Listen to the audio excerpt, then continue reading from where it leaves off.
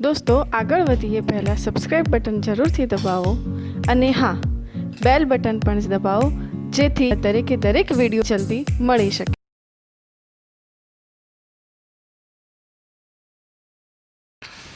વિદ્યાર્થી મિત્રો, ગઈકાલે આપણે ગણ એટલે શું અને ગણના પ્રકાર એની એક થોડી પ્રાથમિક ચર્ચા કરી છે।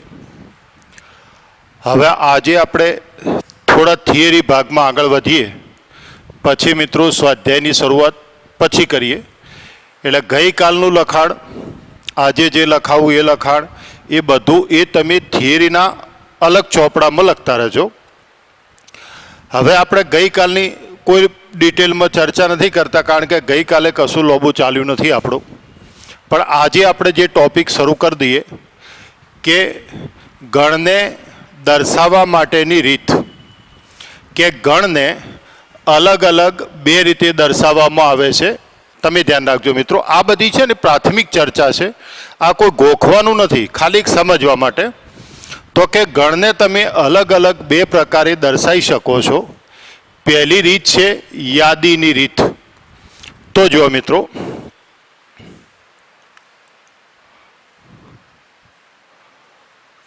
आ रीत में घटकों ने यादी स्वरूपे लखवामां आवे छे। के जे घटक छे ए घटकनी आपणे एक यादी बनाववानी। कोई के साहेब कई रीते अमने एक उदाहरण आपो ने समजवा माटे। तो धारो के मित्रों तमने एम कहेवामां आवे के गण ए बराबर एक्स ज्यों एक्स लेस देन 5 अने एक्स बिलोंग्स टू एन। आ रीते मित्रों के तमारी एक्स नी किंमत कया गण में छे? तो प्राकृतिक संख्या गण एन में। तो प्राकृतिक संख्या गण एन में कई किंमतो आवे? तो एक्स बिलोंग्स टू एन। अने मित्रों तमे जाणो छो ए प्रमाणे आ बधी एन गण नी किंमत होय। एटले एक्स नी किंमतो आमांथी गमे ते होई शके, पण सामे शरत शुं आपी के एक्स नी किंमत केवी? मित्रों आ तमे जो आ आम होय के आम होय, जे बाजू पाखुं खुल्लुं होय ए बाजू मोटी संख्या आवे। आने कहे छे लेस देन अने आने कहे छे ग्रेटर देन।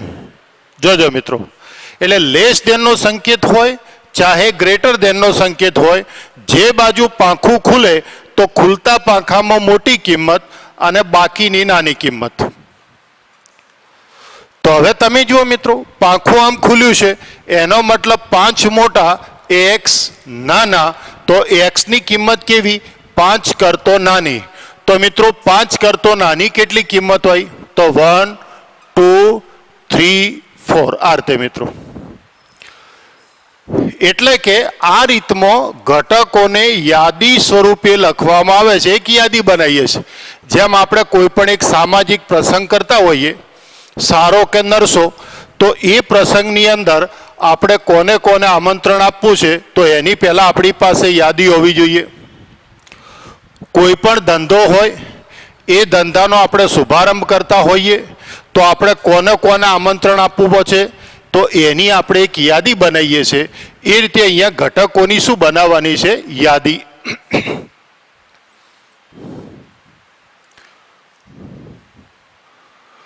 घटकोने अलग पाडवा माटे वच्चे अल्पविराम, ए तो तमे जाणो छो। आ रीते मित्रों वच्चे अल्पविरामनुं चिन्ह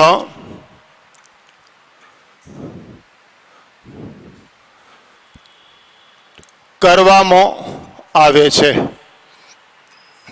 आ मित्रों एक प्राथमिक समझ छे, बधुं गोखवा नहीं, खाली तमारा मगजमां बधुं होवुं जोईए એટલે જો મિત્રો અહીંયા તમારે ઘટકોને અલગ અલગ કરવા માટે તમે વચ્ચે કોની નિશાની કરી?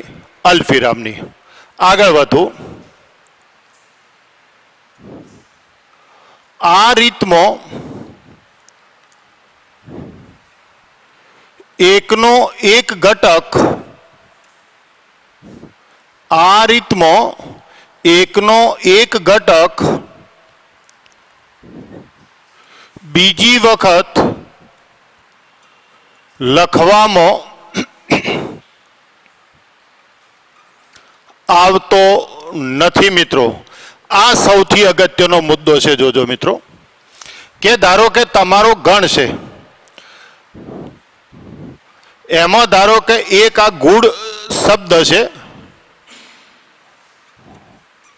આ શબ્દ છે મિત્રો, સ્પેલિંગ છે એક, અને એના જે મૂળાક્ષર મતલબ અક્ષર, તમે જાણો છો મિત્રો કે અક્ષરો ભેગા થાય તો શબ્દ બને અને આંકડા ભેગા થાય તો સંખ્યા બને. તો એમ કહેવામાં આવે છે કે ગુડ શબ્દના મૂળાક્ષરોને આલ્ફાબેટ મૂળાક્ષરો ABCD જે બોલાય એને યાદી સ્વરૂપે લખો તો યાદી સ્વરૂપે કોઈ આમ લખે કે GOOD, તો આ ખોટું પડે મિત્રો. આ ખૂબ ધ્યાનથી સમજો મિત્રો.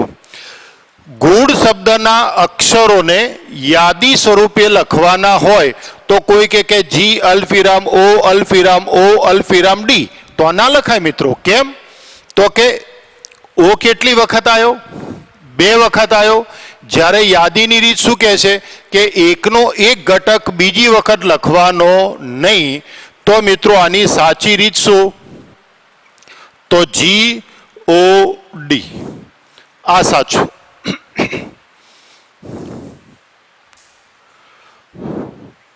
આ રીતમાં ઘટકોને ક્રમમાં લખવા જરૂરી નથી.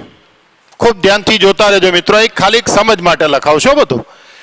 એટલે કે તમે જેમ અહીંયા ક્રમમાં લખે ને કે 1 2 3 4 આ રીતે જ લખવું તો ના મિત્રો, તમારી મરજી. કોઈ 4 પહેલા લખે, કોઈ 1 પહેલો લખે, કોઈ 3 લખે, કોઈ 2 લખે, જે રીતે લખો એ રીતે ચાલે.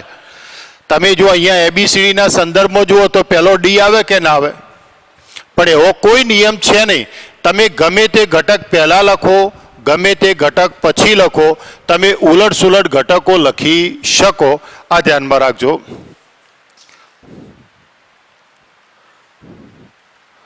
આ રીતમાં તમામ ઘટકોને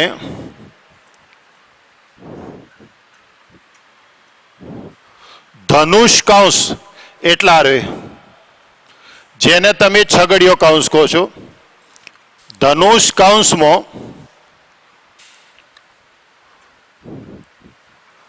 લખવામાં આવે છે. બસ આટલું યાદ રાખો મિત્રો કે યાદીની રીત છે. આ યાદી જો મિત્રો આમાંથી કશું પરીક્ષામાં નહીં પૂછાય, લેશ માત્ર આમાંથી પરીક્ષામાં નહીં પૂછાય, પણ આ બધા મુદ્દા તમારા ધ્યાનમાં હોય તો આ ભૂલ તમે નહીં કરો. બસ આ ધ્યાન રાખજો. તો કે યાદીની રીતમાં શું કરવાનું? તો શોર્ટમાં 2 મુદ્દા ખૂબ યાદ રાખો કે યાદીની રીતમાં એકના એક ઘટકને બીજી વખત આપણે લખવાનો નથી. આ બસ આ સૌથી અગત્યનો મુદ્દો આ છે. અને બીજી રીત છે